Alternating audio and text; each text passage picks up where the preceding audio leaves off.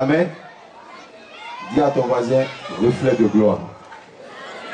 Dis-lui encore, reflet de gloire. L'année 2012 est baptisée pour nous année de reflet de gloire.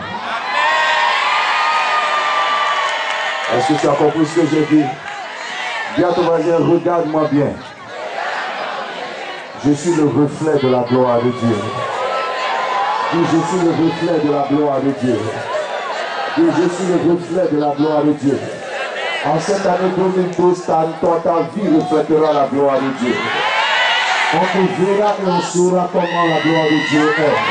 On te verra et on saura comment l'amour de Dieu est. On te verra et on saura comment la main de Dieu peut bénir quelqu'un. Dieu t'élèvera jusqu'à ce stade-là. Alléluia. Alléluia. Alléluia. Dis à quelqu'un, 2012. Reflet de gloire. Dis encore, reflet de gloire. Dieu m'a dit une seule phrase. Il dit, tu dois refléter ma gloire en cette année 2012. Amen. Arrange bien ton visage, arrange bien ta personne, tout ça, tous tes vêtements, et dis à ton voisin, regarde-moi. Est-ce que ton cœur ne fait pas gnomi quand tu me regardes? Alléluia. Est-ce que tu ne sens pas quelque chose sur ma vie? Est-ce que je ne reflète pas la gloire de Dieu? Alléluia. Avant la fin de cette année, on te verra et on donnera la gloire à Dieu. Matthieu chapitre 5 dit, vous êtes le sel de la terre. Amen. À partir du verset 13. Vas-y.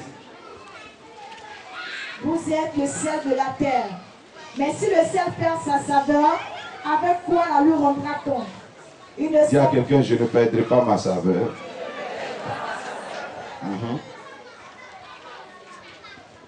Il ne sert plus qu'à être jeté dehors et foulé aux pieds par les hommes. Dis avec moi, on ne me jettera pas dehors en cette année. Et personne ne me foulera aux pieds. On y va. Vous êtes la lumière du monde. Une ville située sur une montagne ne peut être cachée. Dis à quelqu'un, on ne pourra pas me cacher en cette année. Et répète encore, dis, on ne pourra pas me cacher en cette année. Dis, on ne pourra pas me mettre derrière en cette année. Dis à toi, tu vas me voir en cette année. Même si tu ne m'aimes pas, tu vas me voir briller en cette année. Même si tu me détestes, tu vas me voir sur la montagne en cette année. Dieu dit, une ville située sur une montagne ne peut être comment? Cachée. Et on n'allume pas une lampe pour la mettre sous le boisseau. Dis à quelqu'un, oh, je suis allumé. Dis encore, dis à quelqu'un, oh, je suis allumé. Si tu n'étais pas allumé, on allait te laisser sous le boisseau. Mais dès l'instant où tu es allumé, on ne peut plus te mettre sous le boisseau. Dis encore, oh, je suis allumé.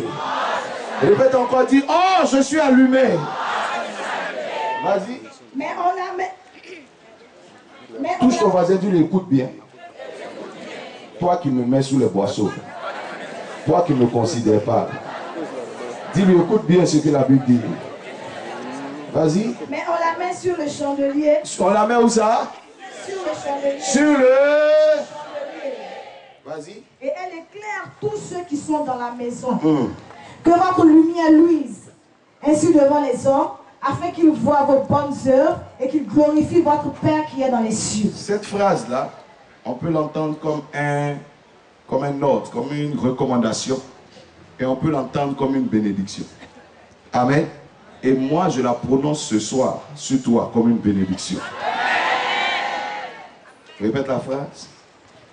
Que votre lumière luise ainsi devant les hommes. Et je proclame que ta lumière luise ainsi devant les hommes. Que les hommes voient tes bonnes œuvres. Et qu'ils donnent la gloire à Dieu qui est dans les cieux. Dis Amen. En cette année 2012, ta lumière luira au nom de Jésus de Nazareth. En cette année 2012, ta main accomplira ses bonnes œuvres au nom de Jésus. On te verra et on donnera la gloire à... Je ne te donne pas cette phrase comme une recommandation. Mais je te la prononce comme une bénédiction sur toi. Comme Isaac a dit à son fils que le ciel te donne la rosée. Ce matin, je dis qu'en cette année, que ta lumière luise devant les hommes Ceux qui ont voulu t'éteindre ont travaillé en vain. Parce que ta lumière luira au nom de Jésus de Nazareth. Ceux qui ont voulu te rabaisser ont travaillé en vain. Parce que Dieu dit en cette année, il donne un ordre que ta lumière luise. Quand Dieu dit que la lumière soit, on entend la phrase qui suit, c'est « et la lumière fut ». Et je dis à quelqu'un que ta lumière luise et ta lumière luira. Quelqu'un dit amen. Dis à quelqu'un, ma lumière luira. Dis encore, ma lumière luira. Que tes affaires se mettent à briller. Que ton mariage commence à briller. Que ton élévation commence à briller. Que ton travail commence à briller. Que tes finances commencent à briller. Au nom de Jésus de Nazareth. Il donne un nom. Et il dit que ta lumière luise devant les hommes. Il dit non seulement cette lumière luira, mais ils verront. Ceux qui veulent ou qui ne veulent pas verront. Il dit que ta lumière luise et que les hommes voient. Je suis en train de dire à quelqu'un, on ne pourra pas masquer ton éclat en cette année.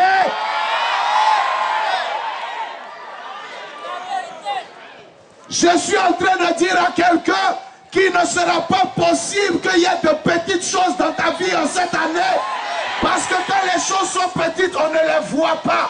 Oh, Dieu dit que les hommes voient, que les sorciers voient, que tes amis voient, que tes ennemis voient, que ceux qui t'acceptent voient, que ceux qui ne t'aiment pas voient quelque chose de bon dans ta vie.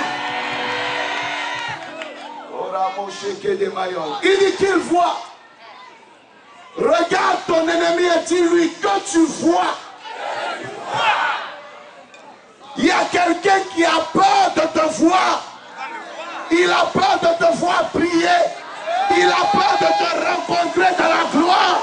Mais en cette année, il veut, il ne veut pas. La Bible dit que ton ennemi voit. Ah, tu ne comprends pas ce que je dis, camarade? Il y a quelqu'un qui n'a pas souhaité voir ta lumière briller. Mais en cette année, il se cache ou il ne se cache pas, il verra ta lumière briller. Il se cache ou il ne se cache pas, il verra ta lumière briller. Dis à ton voisin que tu vois. Peut-être que tu étais aveugle. Je te redonne la vue. Si tu as de l'audace, touche ses yeux, dis-lui je te redonne la vue. Dis-lui encore je te redonne la vue. Dis-lui encore je te redonne la vue. Dis à quelqu'un tu vois maintenant. Dis-lui tu vois maintenant. Il ne verra pas ce qu'il a envie de voir, mais il verra ce que Dieu va lui montrer. Il verra ce que Dieu va imposer à ses regards. Dieu dit en cette année, ton ennemi n'a pas le choix. Ton environnement n'a pas le choix. Ils veulent, ils ne veulent pas, ils verront. Et ils verront quoi? Tes bonnes œuvres. Quelqu'un a voulu présenter ton mauvais côté aux gens.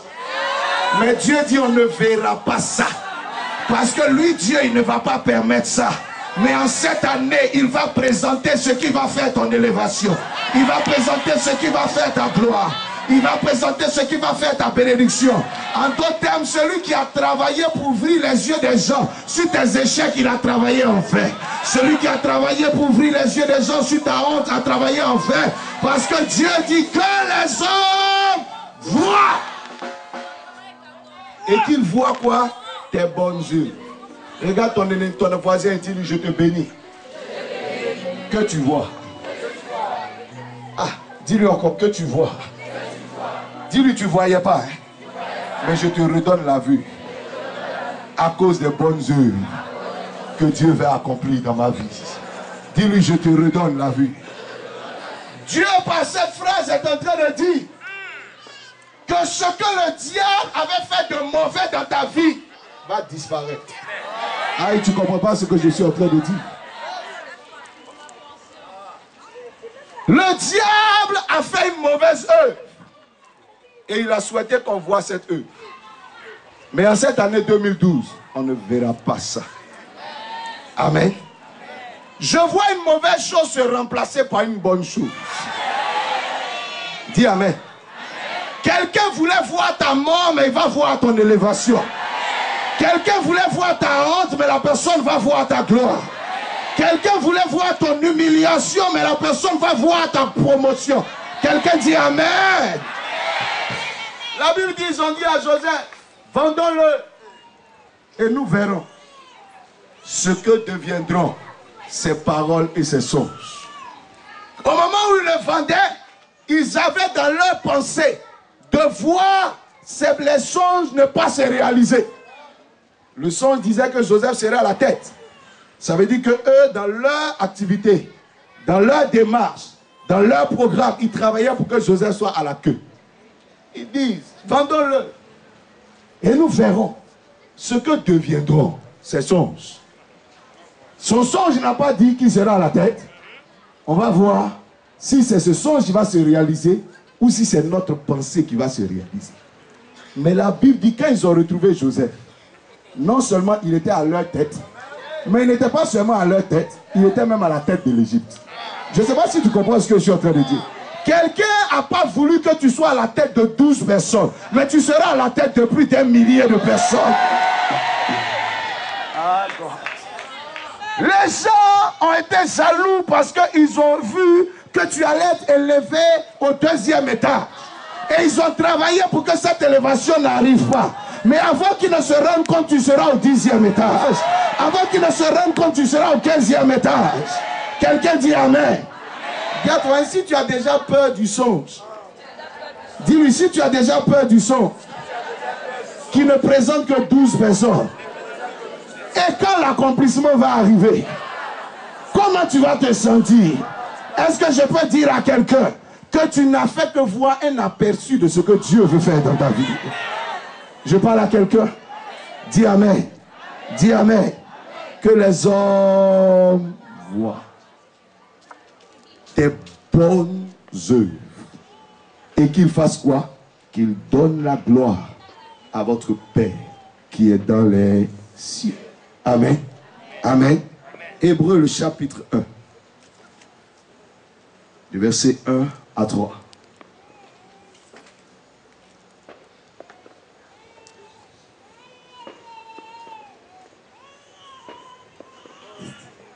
Vous avez vos bouteilles d'eau? Je vous ai dit de venir avec une bouteille d'eau à Wa. Tout le monde a sa bouteille. Et vous avez vos enveloppes, vos hôtels là. Ok. Celui qui n'a pas, commence à chercher dès maintenant. Si tu n'as pas de bouteille d'eau, tu vas regretter tout à l'heure. On dit il y a l'eau en vente. C'est là, ils vendent tout. Quelqu'un a trouvé Hébreux chapitre 1? Hébreux chapitre 1, verset 1 au verset 3.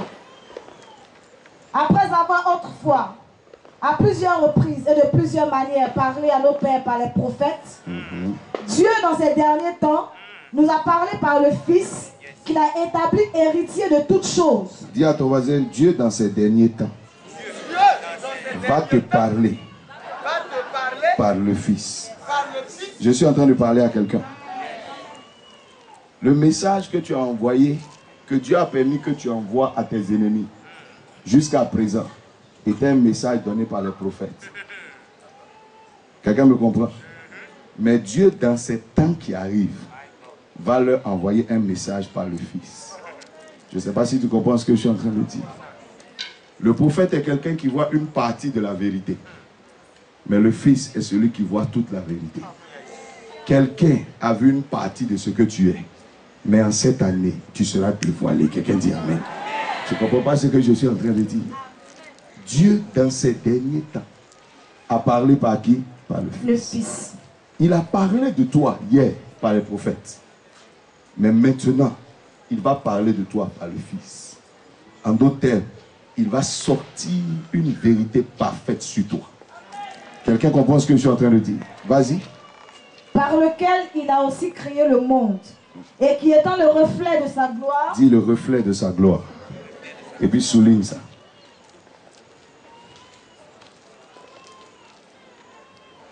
et qui étant le reflet de sa gloire et l'empreinte de sa personne, et soutenant toutes choses par sa parole puissante, a fait la purification des péchés et s'est assis à la droite de la majesté divine dans les lieux très hauts. Amen. Je lis ma version. Après avoir autrefois et à plusieurs reprises et de plusieurs manières parlé à nos pères par les prophètes, Dieu dans ces derniers temps nous a parlé par le Fils. Amen. Il a établi héritier de toutes choses. Par lui, il a aussi créé l'univers. Le Fils est le reflet de sa gloire, l'empreinte de sa personne, sa marque, sa signature. Amen. Et la Bible dit, quand tu as accepté Jésus-Christ, tu as eu le pouvoir de devenir quoi? Un enfant de Dieu. Amen. Donc quand on dit le Fils ici, tu es concerné par ce qu'on est en train de dire. Il dit le Fils est le reflet de sa gloire. Donc si tu es fils de Dieu, il faut que tu sois le reflet de la gloire de Dieu. Amen. Il dit, et l'empreinte de sa personne, de sorte que quand on le voit passer, on sait que ça c'est une marque déposée de Dieu. Quelqu'un comprend ce que je suis en train de dire? Il soutient toutes choses par sa parole puissante. Il a fait la purification des péchés. Il s'est assis à la droite de la majesté divine dans les lieux très hauts. Dis Amen. Dis Amen. Ce soir, nous allons avoir la parole de Dieu. Nous allons avoir des prières. Nous allons avoir une opération spirituelle. Nous allons prier sur nos autels. Nous allons ensuite avoir une onction d'huile. Je vais bénir tout le monde. Amen. C'est un long programme, mais qui ne va pas durer. Dis Amen. Dis Amen pour que ça ne dure pas vraiment. Est-ce que je peux avoir une montre, s'il vous plaît? Alléluia. 2012 arrive avec 4 choses. 4. Maintenant, écoute-moi comme un prophète de Dieu. 1. La gloire. Quand tu sais ce qui arrive, tu te prépares à recevoir. Quand tu connais celui qui arrive, tu te prépares à le recevoir. On ne reçoit pas un esclave comme on reçoit un roi. On ne reçoit pas la gloire comme on reçoit la honte. Marie et Joseph étaient avertis que celui qui arrivait était le Fils de Dieu. L'ange leur avait parlé, mais ils n'ont pas pris les dispositions qu'il fallait. Ils étaient pauvres, ils sont restés dans leur pauvreté. Ils n'ont pas cherché à trouver un lieu adapté à sa personne, à ce qui leur était annoncé. Ils l'ont mis au monde comme ils auraient mis au monde tout autre enfant. Si Marie avait été enceinte de Joseph, c'est dans ces conditions qu'elle allait enfanter. Mais Dieu leur a parlé. L'ange est venu dire à Marie, celui qui arrive sera appelé le Fils de Dieu. Il allait dire ensuite à Joseph, ne crains pas de prendre Marie ta femme, car l'enfant qu'elle porte dans son sein vient du Saint-Esprit. Quelque part, on savait que c'était lui, que c'était le Fils de Dieu qui arrivait. Mais Marie et Joseph n'ont pas pris de dispositions spéciales.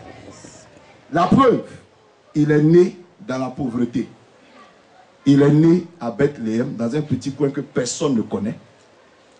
Il est né derrière des animaux. Le lieu qu'on voit correspond exactement à l'état de pauvreté au niveau financier de Marie et Joseph. Ils n'ont pas fait d'efforts particuliers pour que celui qui arrive naisse dans de bonnes conditions. Pourtant, on les a prévenus. À 12 ans, Jésus-Christ s'est détaché lui-même et s'est retrouvé au temple. Marie et Joseph sont allés le chercher en disant, nous on a pensé que tu étais parmi les enfants de ton âge. Pourtant, on leur a dit que celui qui arrive est différent des enfants de son âge. Mais ils n'ont pris aucune disposition spéciale. Parmi nous aujourd'hui, il y a 2 types de personnes. Il y a les mages et il y a Marie et Joseph. Quand les mages ont entendu parler de la naissance de Jésus, ils ont entendu que c'est un roi qui est né. C'est vrai que c'est un enfant, mais c'est un roi. Et les mages ont pris des dispositions qui correspondaient à sa royauté. Les mages sont venus avec l'or, l'encens et la myrrhe et l'ont adoré, n'ont pas simplement soulevé dans leurs mains pour dire c'est un bébé qui est arrivé. La Bible dit la nuit, un ange est apparu aux mages. Il y a donc au milieu de nous deux types de personnes vis-à-vis de l'année 2012. Il y a ceux qui entendent que 2012 est une année de gloire et qui resteront les mêmes comme Marie et Joseph. Et il y a ceux qui entendent que c'est une année de gloire et qui vont se préparer comme les mages et vont donc rentrer dans la gloire de Dieu. Ma prière, c'est que tu sois comme les mages. Dis Amen. Amen. Dis Amen. Amen. 2012 arrive avec la gloire. Si tu n'avais pas prévu la gloire, commence à te préparer. Amen. 2012 arrive avec de l'élévation. La Bible dit, une lumière va passer du boisseau sur le chandelier. Quand vous lisez dans le livre d'Hébreux, on dit, il est passé et il s'est assis dans les lieux très hauts. On est en train de parler d'élévation. Il y a quelqu'un qui va changer de place. Il y a quelqu'un qui va changer de position. Tu ne seras plus dans les lieux bas, mais tu seras placé dans les lieux très hauts. Quelqu'un dit Amen. Quelqu'un dit Amen. On dit, après avoir accompli la bonne œuvre que Dieu lui a donné d'accomplir. Lui, c'était la purification des péchés. Il s'est assis dans les lieux très hauts. En d'autres termes, quand toi, tu auras fini d'accomplir la bonne œuvre que Dieu va te donner d'accomplir, tu ne seras plus dans les lieux bas, mais tu seras assis dans les lieux très hauts. Quelqu'un dit Amen. Quelqu'un dit Amen. Je prononce l'élévation sur toi en cette année 2012. Je bénis ta vie par l'élévation en cette année 2012. Tu changeras de position au nom de Jésus. Tu seras assis parmi les grands de cette nation. Tu seras assis parmi les grands de cette génération. Tu prendras ta nourriture à la table des grands de cette génération. Et quelqu'un dit Amen. Troisième élément, 2012 vient avec la supériorité. Dans le livre de Hébreux, si je continue le texte, au verset 4, il est devenu d'autant supérieur aux anges qu'il a hérité d'un nom plus excellent que le leur. 2012 va marquer une différence entre ta vie et la vie de quelqu'un. Dieu va prononcer la supériorité sur toi. Tu ne seras plus au même niveau qu'un ennemi de ta vie.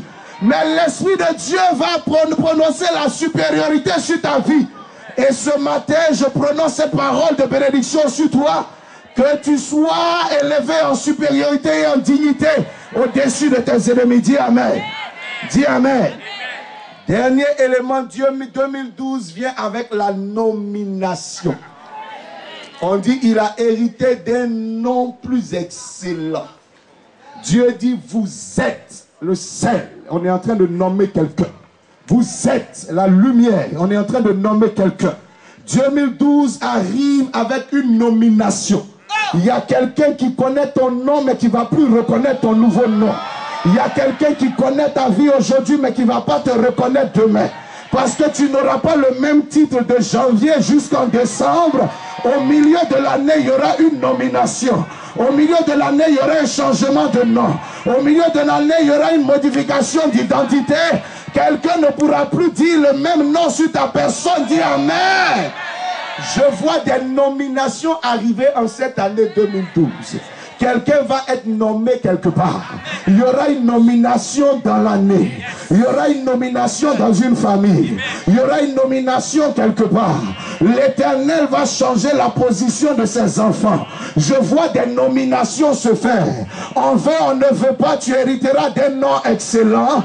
Dieu dit qu'il va commencer à établir ses enfants. Je vois une nomination.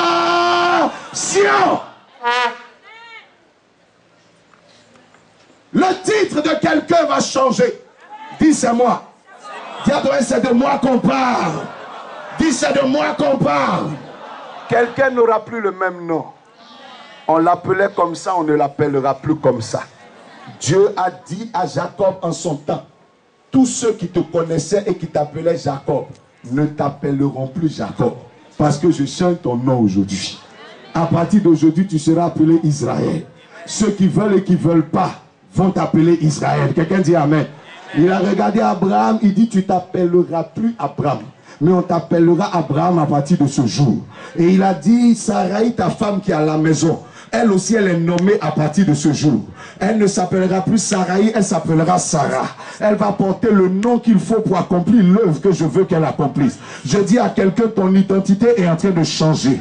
Ton nom est en train de changer. On ne peut pas changer ton nom et garder, tu vas garder le même statut. Dès l'instant où ton nom change, ton statut change. Ton statut social change, ton statut financier change. Quelque chose est en train de changer dans ta vie. Est-ce que tu sais qu'en cette année, l'atmosphère est favorable à une nomination dans ta vie?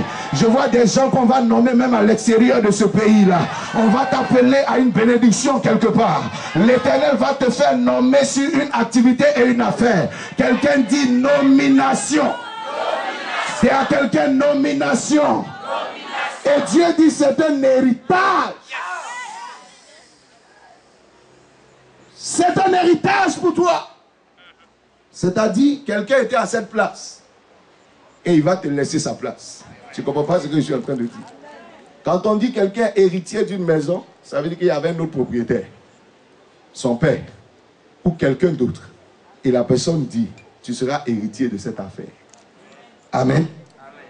Quelqu'un va t'appeler à sa place. Je parle à quelqu'un. Dieu dit qu'il y a des places que lui, Dieu, qui lui appartiennent. Et il va déposer quelqu'un à cette place. Quand il a dit à Abraham, il dit, viens, sors de ton pays. Viens à Canaan. Il paraît que ce n'est pas ton pays, mais ce sera ta terre et ton pays. Quelqu'un comprend ce que je suis en train de dire? Parce que c'est ma terre à moi. Et Abraham est devenu le propriétaire de Canaan. Est-ce que tu crois que tu peux devenir le propriétaire d'une élévation, le propriétaire d'une bénédiction? Dis à quelqu'un, je récupère cette affaire. Dis, je récupère cette affaire. Dis, je récupère cette affaire. 2012 vient avec ses 4 bénédictions. La gloire, l'élévation, la supériorité et la nomination. Il ne faut pas que tu échappes à ces 4-là. Et moi, je veux que le package soit sur toi. Que dans ta vie, il y ait la gloire. Que dans ta vie, il y ait l'élévation. Que dans ta vie, il y ait la supériorité. Et que dans ta vie, il y ait la nomination. Dis Amen. Dis Amen. Dis Amen. Dieu cherche en cette année des hommes qui seront le reflet de sa gloire. Ce n'est pas parce que tu le veux, mais c'est lui, Dieu, qui veut présenter quelque chose. La Bible dit, c'est lui qui a parlé. Ce n'est pas les prophètes qui ont voulu parler. C'est parce qu'il voulait parler d'une manière qu'il a suscité un prophète. Le prophète n'est pas devenu prophète par ses efforts. Le prophète n'est pas devenu prophète par son travail. Le prophète n'est pas devenu prophète parce qu'il était compétent. Il est devenu prophète parce que Dieu voulait s'adresser aux gens. Élie est devenu le genre de prophète qu'il est devenu parce que l'Éternel voulait parler d'une manière. Samuel est devenu le genre de prophète qu'il est devenu, pas parce qu'il est supérieur ou il est meilleur que quelqu'un d'autre, mais parce que Dieu avait une certaine manière qu'il voulait employer. Ensuite, on a vu Jean-Baptiste venir aussi, il a fait certaines choses, c'est pas parce qu'il était meilleur que les autres, mais c'est parce que la manière avait changé. Et Dieu dit maintenant, dans le temps de la fête, il a décidé de parler d'une autre manière. Et cette fois-ci, il veut parler de sorte qu'on voit le reflet de sa gloire. Alors, il a envoyé quelqu'un. Je dis à une personne, Dieu cherche un homme par qui il va refléter sa gloire. Ce n'est pas toi qui décides d'être le reflet de la gloire de Dieu, mais c'est Dieu qui veut présenter sa gloire et il cherche quelqu'un par qui il va passer. Si tu crois que c'est toi, dis Amen.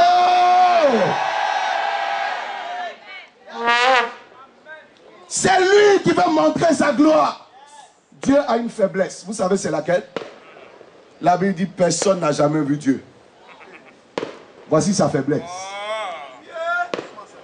Il veut qu'on le voie. Mais s'il se présente à quelqu'un, tu meurs. Quelqu'un comprend ce que je suis en train de dire? Il a une faiblesse. Il dit à Moïse, j'ai tellement envie de me montrer, mais nul ne peut me voir et vivre. Donc comme je ne peux pas me présenter, mais que je veux qu'on me voie, je vais prendre quelqu'un. Je vais le marquer de mon empreinte. Et quand il va passer, quand on va le regarder, on saura que c'est le reflet de la gloire de Dieu qui est en train de passer. Oh my God. Tu ne comprends pas ce que je suis en train de dire? Il veut montrer sa personne, mais il ne peut pas se présenter. Jésus-Christ parle, il dit, nul n'a jamais vu Dieu.